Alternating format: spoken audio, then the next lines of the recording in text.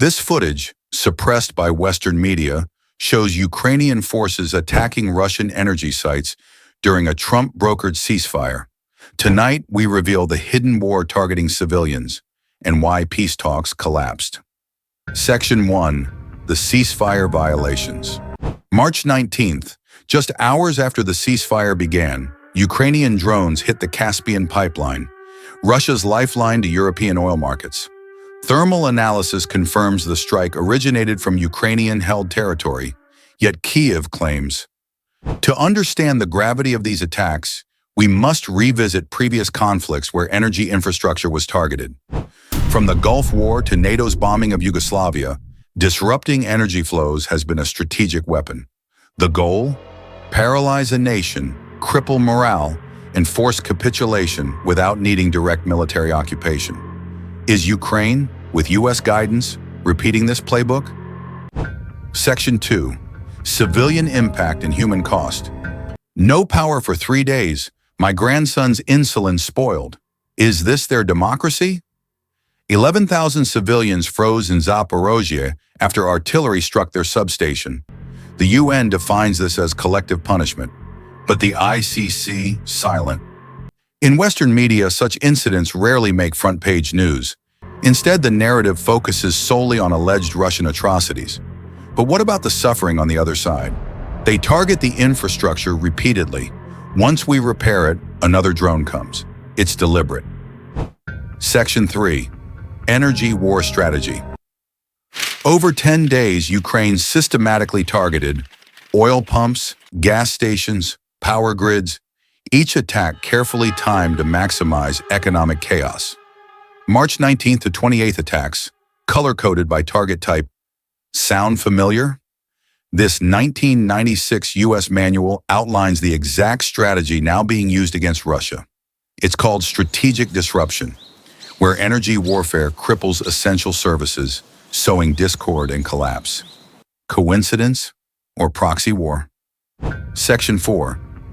Media double standards and propaganda. If Russia did this to Kyiv, it'd lead every newscast. But when the shoe's on the other foot, crickets. March 2024 headlines. CNN. Heroic Ukraine defends Bakhmut. NYT. Putin's brutal energy war. Reality. 8 Ukrainian strikes buried on page A17 balancing perspectives. It's essential to differentiate between military objectives and outright civilian targeting. While Ukraine claims self-defense, the pattern of energy strikes reveals a strategic intent beyond battlefield necessity. Section 5. Geopolitical implications. Energy dominance has long been at the heart of geopolitical strategy. Controlling pipelines, gas routes, and power infrastructure isn't just about economics. It's about influence. As Europe diversifies away from Russian energy, could Ukraine's strategy be about forcing dependency on Western alternatives? Reducing reliance on Russian gas is strategic.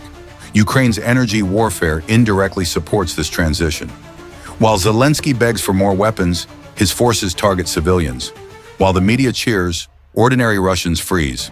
Ask yourself, who's the real aggressor? Section 6. The shadow wars behind the scenes. Beyond the direct confrontations, a covert war unfolds. Intelligence agencies manipulating public perception and economic stability. CIA-backed proxies and private military contractors carrying out targeted strikes on infrastructure, officially disavowed but undeniably connected. It's not about outright victory, it's about bleeding the enemy, strategically and economically. While battles rage openly, another war persists.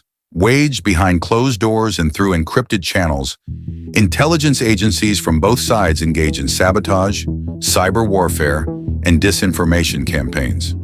This isn't just a war of weapons, it's a battle for narrative control, winning the hearts and minds of global audiences.